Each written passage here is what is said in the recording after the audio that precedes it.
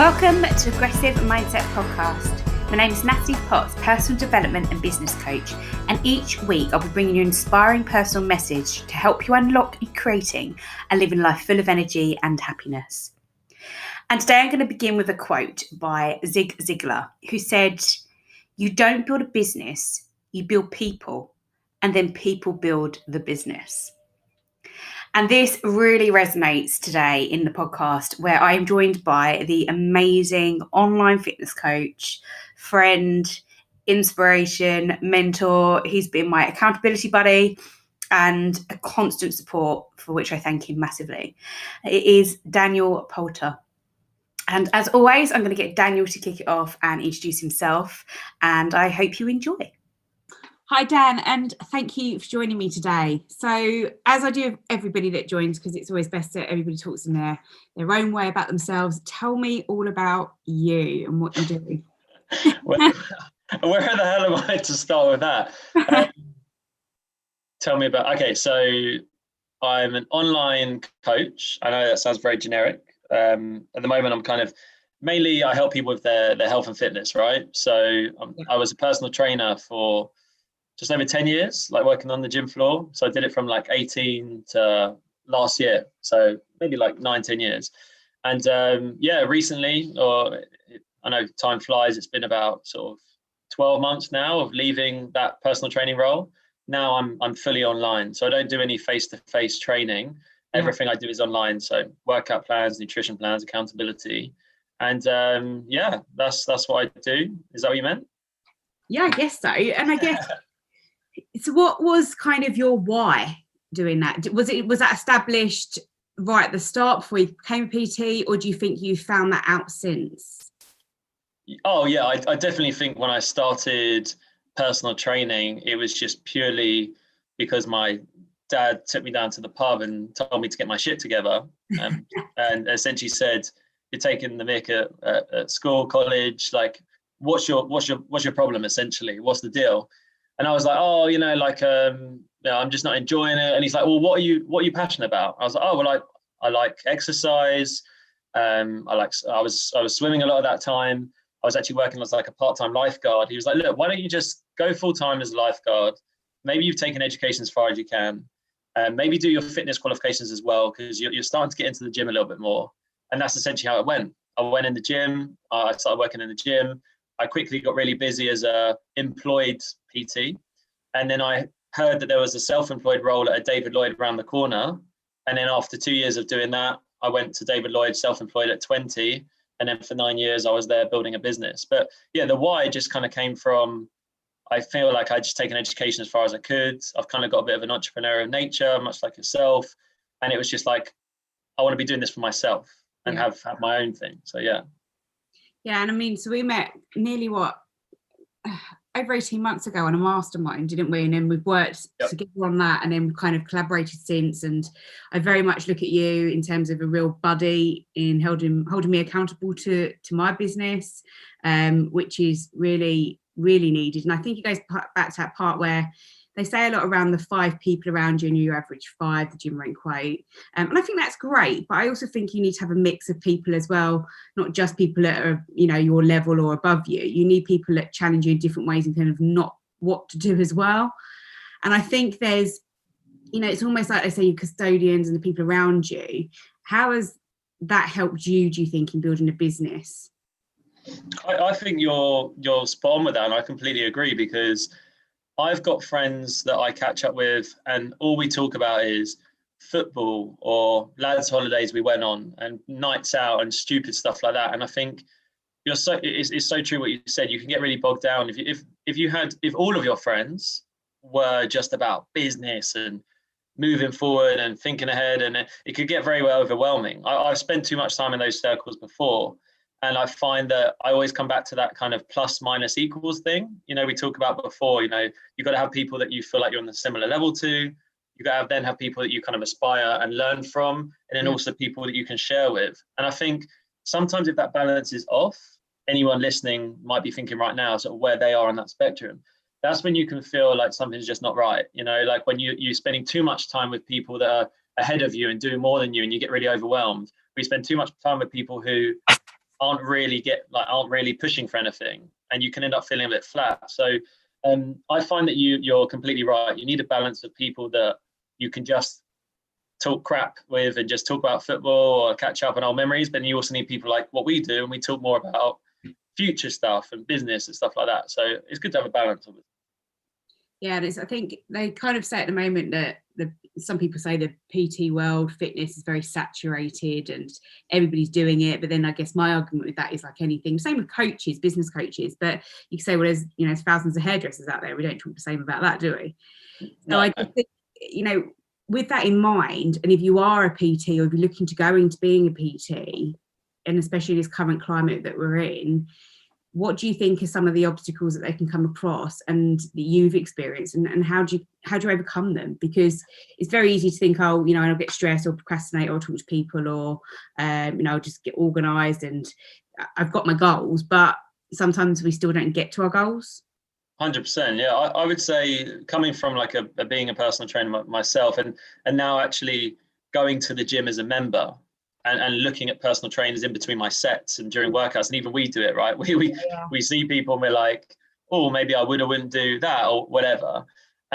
What I see a lot of the time is, especially with personal trainers, spending too much time, whether it's by the gym desk or on their phone or cleaning the equipment, or just kind of focusing on the people that they know in the gym, typically gravitating towards their friends or the regulars as such.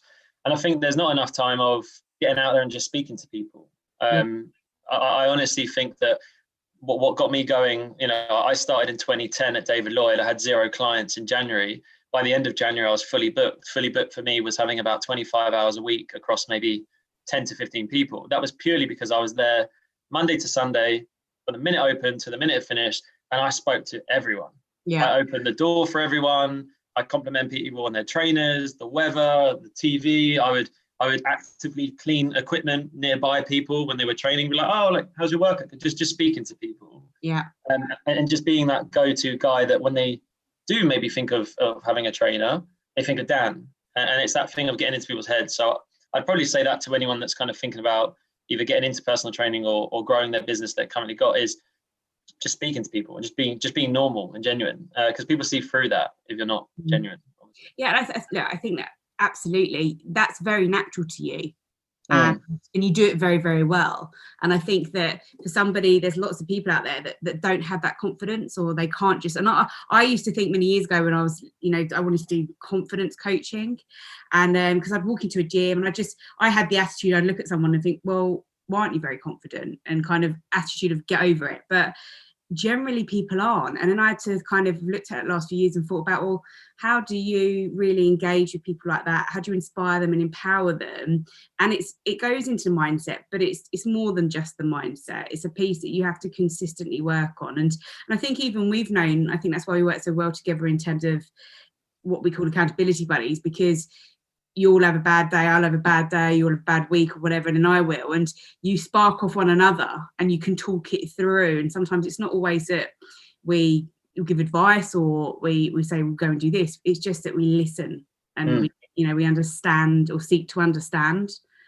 So I guess that sounds great, but how do you then focus? Because it's almost like you want to do the PT part, but really focus on the personal development side as well. So what do you think you would have done differently, maybe if you were to go back and start again in terms of personal development and linking that with being on the gym floor? Because you can't naturally just jump to being online coaching. Of course. Yeah, I think personal development wise, I would frequently seek out things that made me feel out of my comfort zone, and try and actively say yes to things that you feel uncomfortable saying yes to. Like, if it ever made me feel uncomfortable, I would say yes to doing it. If it was, whether it was just even going to like a party with not knowing many people. I remember being invited to parties with some of my clients, knowing that I'm not going to know anyone other than my client. And at the time I'm like, oh, I don't really want to go. I don't really have to go, but yeah, I'll be there. And I'm like, oh, what have I signed up for? And I end up going, and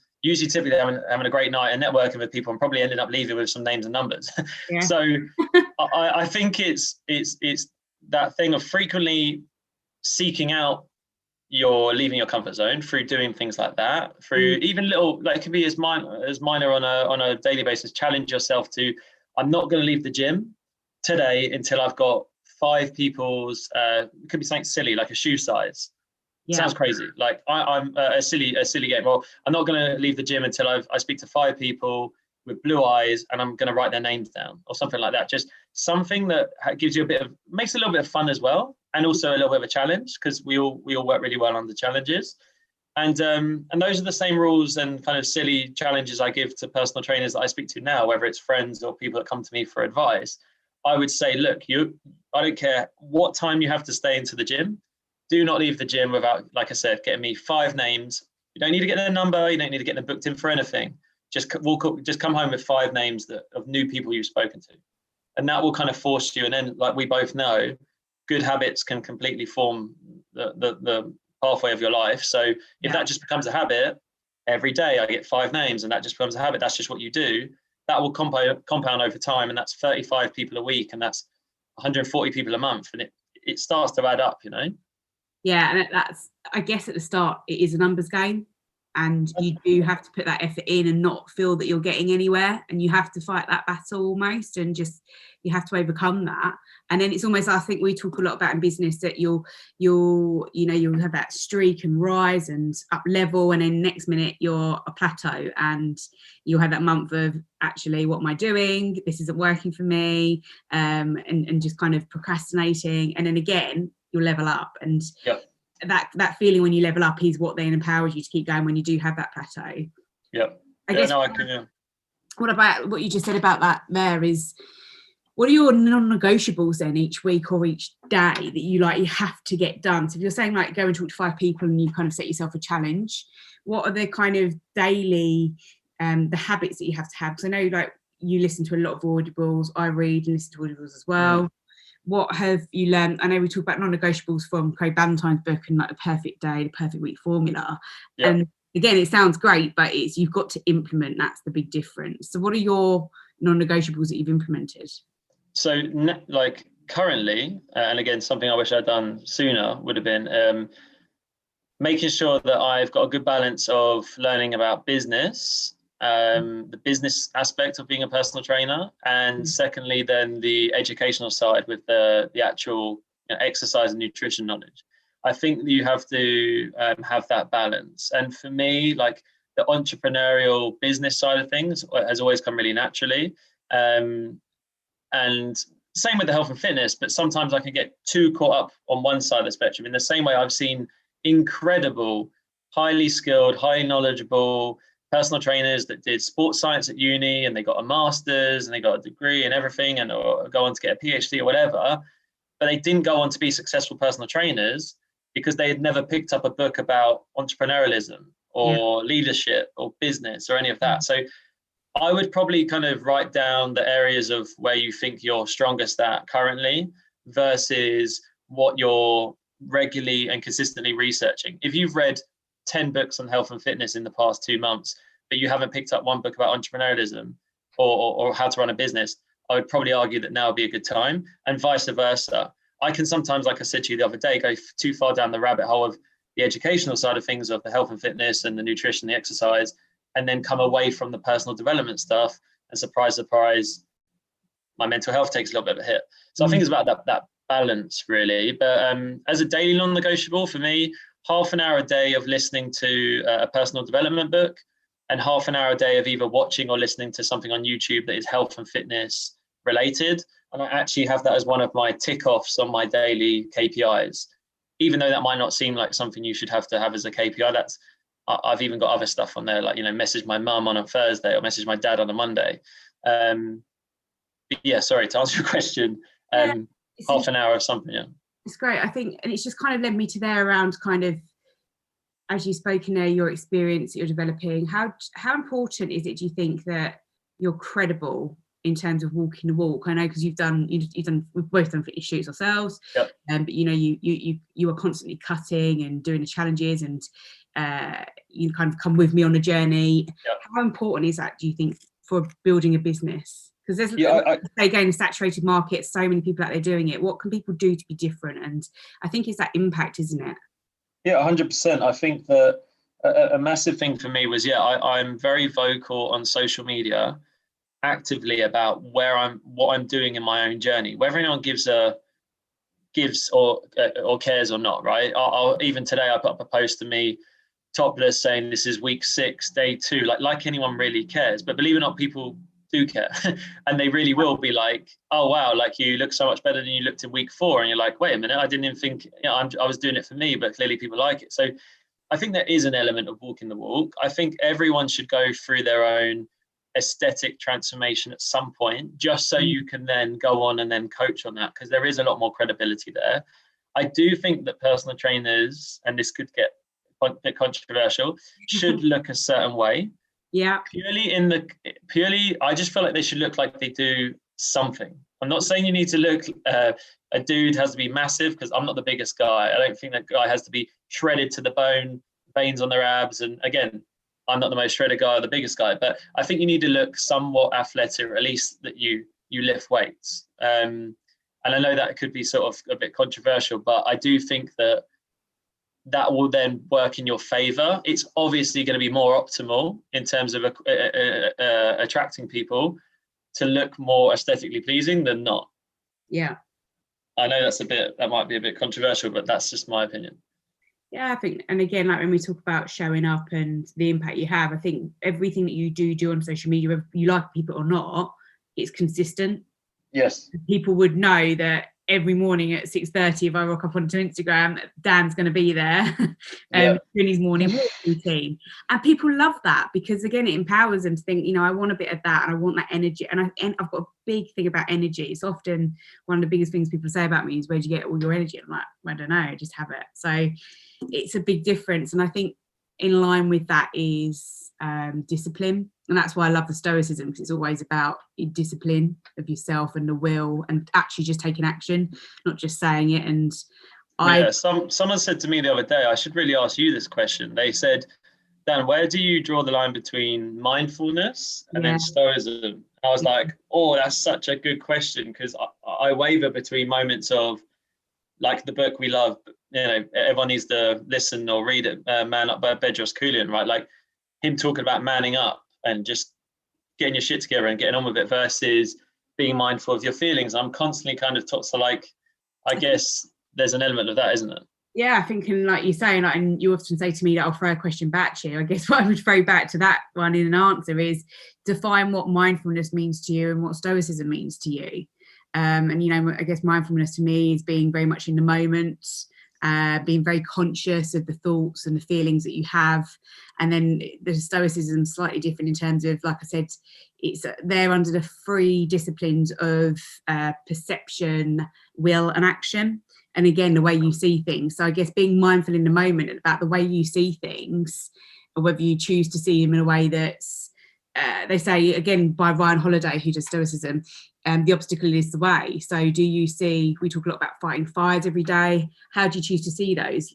I think that people that are, I don't think positive woo-woo, but positive in terms of in a good proactive way, that they want the obstacles to come at them. They want the challenges, because those are the moments that make them grow as individuals and in their business. So I think that they invite those. And I think, like we've said it this week, that, where are those fires and how do you put them out in the best way, and what can you learn from them? I take a lot from you, definitely from, I think a lot that I've taken from you this year has been around, maybe hopefully people listening as well, if they have been properly listening, would be, inviting, and like you said, embracing those challenges and trying to see them as lessons to be learned. I think there's a big thing that I really do get from your way of thinking, at least, is around, maybe in the past, letting stuff kind of, consume me and kind of cause me to kind of contract into myself. And whereas now I'm coming around at least to that way of being like, no, bring it on, like you said, like let it, and it's a lesson to be learned. I've got my health, I've got my family support and everything, so everything's just kind of like, just bring it on. And I think with that mentality, considering a lot of the time half this stuff is out of your control anyway, you're going to be far better off living in that way than worrying about whatever XYZ is going on. So no, I think the same would be for anyone starting out in their business, whether it's personal training or any business that's listening to this, is you're going to have these trials and tribulations in the way, and see them as lessons and challenges, and like Natalie always says, try and bring it on, essentially. Yeah, and I think very much if you're starting, you don't have to necessarily invest in paying for a mentor. Just like we said there, just reading and finding information out, having somebody who's an accountability buddy, somebody who's going through the same journey as you, those types of things first. Or just actually, half the time, if you just reach out to people, they want to help, they want to give back, they're not going to charge you, they'll get in conversations. I just think sometimes you have to ask, and even if you're told no, just go again. Yeah. And I often think myself that it's a little bit bizarre, but if I say no, it means no, but then I know that I will keep going because I don't hear no. So I think I can't be one way and then do another thing. But I think you do have to just be relentless sometimes and just keep going if you believe in it well. Yeah, I think like with anyone listening again for like a PT on the gym floor, the amount of no's I took in the beginning, and I see it as like if you speak to anyone that has a YouTube channel, for example, they say you've got to accept that the first 10, 15, 20 or a podcast, that episodes or YouTubes are going to be crap, and if you can just get out of your head and accept that those first few taster sessions or clients that you interact with are going to be no's, or it's not going to go to plan, then you can get on to the good stuff. But yeah, I think anyone that wants to be successful in either face-to-face PT or online coaching in this day and age has got to have some thick skin and not take things to heart when someone says no or doesn't want to work with you. Yeah. I see a lot of that, people really struggling with that. And I think I've only managed to build up that resilience because I guess I always went into every situation as like, I won't take it personally if they don't want to work with it's their loss. Because if you back yourself on what you do, then you should see it as it's their loss if they don't work with you rather than the other way around. Easier said than done, but if you're persistent and kind of relentless, then I think you can just build up that kind of toughness. But that comes with time, obviously. But And I think if you're on maybe the gym floor, you get that chance to work out who you want to be. What do you stand for? What do you want your business to stand for? Because I think this is the biggest challenge I find. I've got a couple of clients that they are PTs as well, and we're doing that part of building their online business and coming away from the gym floor. And the biggest challenge for them is their pillars, what's their message, what they stand for, their niche, but then their micro niche. So when we talk niche, we'll say, I want to help people lose weight, but actually then your micro niche might be, I want to help women who are in the corporate industry to lose weight and things like that. So really drilling down, I think, is again success in terms of knowing what you stand for and who you can help, and really defining that for people is a real big challenge. So I guess I kind of wrap up with because I like to keep quite short and punchy, and I think that there's so much to talk about, and then you can always go on with other people and do another podcast, talk about different areas. But I think so I've got some 5 key questions for you, Dan. Yep. So how do you measure success, and has that changed? Yes. Before it would probably be more like financial success, whereas now I kind of measure success a bit more as bringing on clients that are more of my ideal client, and thinking that these are becoming kind of spokespeople and ambassadors for a brand that I'm trying to build, and that they hold certain values, and I'm not just ticking off another sale or ticking off like a box to say, oh yeah, another client, I've got this many clients. Instead, it's like, what proportion of my clients are my ideal client?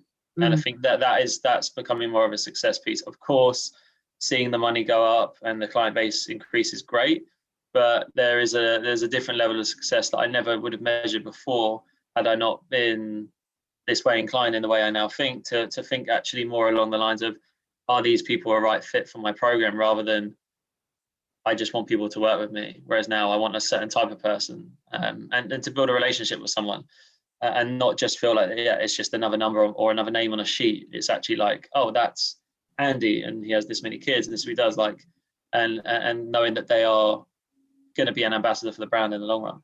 Yeah, I loved that. When I was working with a client every week, I kind of said, well, what's their family scenario? And they were like, oh, I don't know. I was like, why don't you know? Yeah. And, they say you shouldn't ask why, but there is times when you can. And I think it's just tapping into that. How much do you really know someone? That level of, like you touched on, their values. And one of my strongest values in life is empathy. And something that I've really had to work on from a leadership perspective. I just was always told, you're so black and white, there's not a lot of grey. You're laughing, but it's true. So, and there's moments when that works, but there's moments when it doesn't work. And I think really going back to your values, and I think the learning part with that as well, and understanding what that means, but really tapping in and building relationships is absolutely key. And I completely agree with that. It's a major difference, and a major difference in having a long-term client. Yes, yeah, of course. Like, because you can have people that it only ever stays surface level, but then the relationship is only, like, if you only ever speak to someone on a surface level, hey, how's things, how's training, whatever, versus going that level deeper, then you don't have that same deeper connection, and no shit, when the 12 weeks is up or the 6 months, they don't feel inclined to stay with you, and nor do you really fight for them either, and it just kind of fizzles out. Whereas there's clients that I can picture in my head right now that I'd be sad to lose contact with. Money aside, it would be like it would be a shame to no longer have them to have them within my program, or to know that I grab a weekly call with them. I'd missed that. Yeah. So the values piece is massive, but definitely something new to me. And what one thing can people do to live a more purposeful life? Oh, wow. Ooh. I think luckily with the way of the world, and people speaking more openly, like people like ourselves, we pride ourselves in kind of making mental health less of a taboo subject and something we can speak about. And I think for me, hearing the wins that I get from my clients, other than just I've lost a kilo or I can fit in a certain dress size, whatever, that's cool.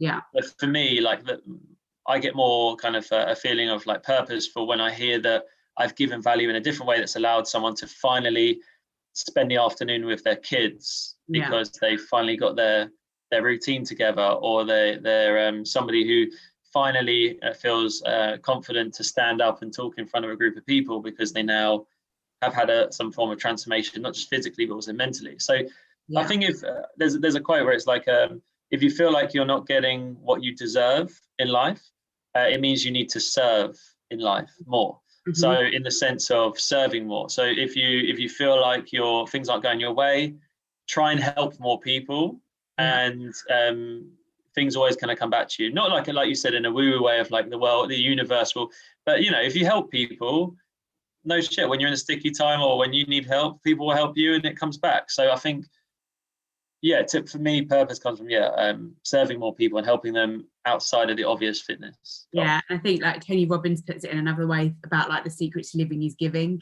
And that always stays key with me, that if I'm kind of going through a moment of, my obstacles, or it's a tough week, or I'm procrastinating, I think then I need to give more and see what that does. And I remember, and again, like that part of going back to linking it with relationships with your clients. I remember when you've spoken to people, you know them for a long time, and you see how they are and how they've developed over that period of time, and you see it from a different perspective. Just sometimes when they're having a tough time, just saying to them, how would you have reacted 6 months ago? Or let's go back 9 months ago when we started together, you would have been completely different there. And that complete moment for them is uplifting, it's empowering, it gets them fired up again. And it's that reality check of, I am doing well. And sometimes again, not always being so driven to what's next, and back to that mindfulness of appreciating what you have. And I think there's as well. Definitely. Okay, so imagine you're at the end of your life and someone handed you a piece of paper and a pen. Mm-hmm. What one bit of advice would you give younger generations? So you can even think back, and I'm thinking here, like I've got like visions of younger Dan as a PT. What one piece of advice would you give him or others? Oh God, what would I give? Well, like I said to you, like maybe for another podcast, there was a period of time where I got kicked out of college. I lost a job and lost my driving license in the space of about 6 months. Yeah. So I definitely would have. There's a lot I probably would have said to that, Dan. God, I think like networking, like as early as you can, and like similar to what you said, kind of not taking no for an. I think just like building up your network and just speaking to people, the amount of kind of connections I've got for all different things in life now for just speaking to people.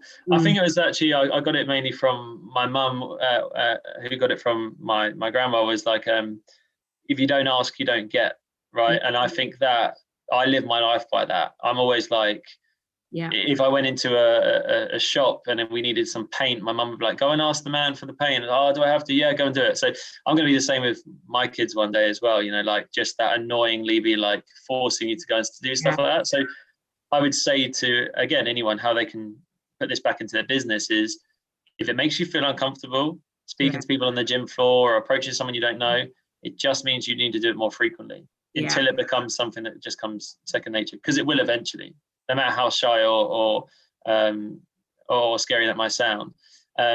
So yeah, I definitely would have said to myself even more of that, even though I pride myself on being like that. I still, there would have been times that I bottled it and I could have spoke to someone about an opportunity and I let it miss. So just take your opportunities, because people move around all the time now, and you lose connections or you lose conversations with people, and connections, they move on to someone else and you may lose that. So just capitalize on everything now. It's so important. And it's reminds me of, remember I was leading a team and they often you say, oh, I'm too nervous to answer the phone calls that come in, and I'm like, what's the worst that can happen? Or you phone somebody, it's like sales, and it is sales. They phone someone, they put the phone down and they say no, and so what? Go again and again, like those questions of coaching. So what? So I think you have to have, again, it's that relentlessness to keep going, and that belief in yourself that you can do it, and just keep firing that in yourself is key. Okay, this is going to be a hard one for you. So the book that's had the biggest impact on you. Right. You've really picked Man Up, so it can't be Man Up. Okay, yeah. So yeah, obviously that I'd say that's up there, but we've already kind of mentioned that. So I would probably say really one of the biggest kind of ones that changed maybe the way I think about communication was How to Win Friends and Influence People by Dale Carnegie Carnegie. I remember that was one of the first books, hardback books, that I actually was so proud that I actually finished it fully, because that was before I even got into audiobooks, which has completely changed the game for me. And just a side note, anyone listening that thinks they're not into reading, don't read them. Listen to books. Like, listen, it's so much easier, right? But yeah, I think that book, and why? Because in this job, in this, communication is everything, right? And there's lessons to be learned in that book around like customer service and about like networking and sales, and also every other area of your life. So yeah, that's a must read for anyone in business or in life. Like, I think it was 15 million copies whenever back then, and it's probably in the 20 million. It's crazy. Yeah, no, I completely agree with that. And so, final question before you share where people can find you. What are you most grateful for? You.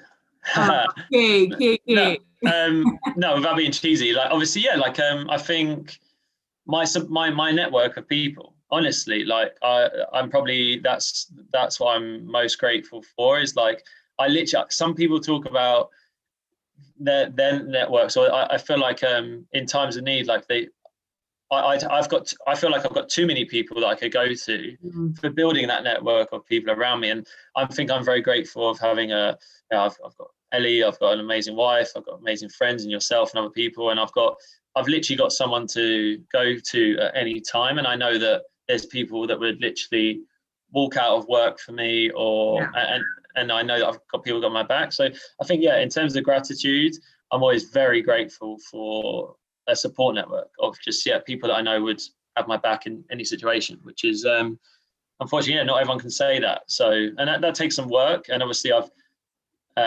I'm definitely guilty at times for maybe losing some people along the way for not playing my part, but I'm definitely grateful for the people that are in my life, like as of today, definitely. No, I love that as well. And I think it's definitely, like you say, it's a two-way thing, isn't it? Yeah. And being, I think, like what I see with yourself is with those relationships that you have, and in, what I see with your life is that it's genuine. Yeah. It is true, it is real, and you feel that, and that's the real difference that has with people, and how you treat someone. I think, I love that. Well, we were meant to be going to Mykonos, one of the most beautiful, fun places in the world. And because of COVID, that didn't happen. And we ended up going to Centre Parks. Nothing wrong with Centre Parks. I love it there too. But we were having, we had the best time ever, me and my mates. And we were saying when we were there, we could be anywhere. And it just shows that like, it doesn't matter where you are really. Yeah. I always use this spectrum of like, you can only ever be a 10 out of 10 happy, right? Like the happiest you've ever felt. So whether like you get a 9 out of 10 for being me and Ellie cycling a bike around Surbiton, or when we were in the Maldives, cycling a bike around the Maldives, either way, it was like an amazing experience, like even just being silly. So I think it's important to understand that. But yeah, that's me. I love that. And look, thank you so much for coming on today. You absolutely inspire me. You're there for me a lot, and that's a thank you. And to continue with that, where can people find you every day? The best place to find me is on Instagram. If you just type in my name, so Daniel, and then the surname is Poulter, or if you search Muscle Fitness UK, that should also probably come up. Find me. Instagram is for the best place, or actually for any TikTokers out there, Muscle Fitness UK on TikTok as well. A different style of content over there, so you might get a different form of value. Yeah, you are definitely the best person for TikTok. My go-to for sure. So, look, Dan, I really appreciate your time. So thank you so much. No, thank you. Thank you for listening to my podcast. A huge thank you to Dan for joining me. I really, really appreciate your time. And if you haven't yet listened to last week's podcast, I was joined by the beautiful Britt Bratton on mindset, helping women be more confident in the gym and in life and lose fat. So I highly recommend you go and check that one out. I'll put a little link in the episode as well, as I always do for you. And please connect with me on social media, share this with somebody else, and give me some feedback. So I'm at Natalie Potts Coaching everywhere, apart from my Facebook community, which is Living a Vibrant Life. And I love to hear from you.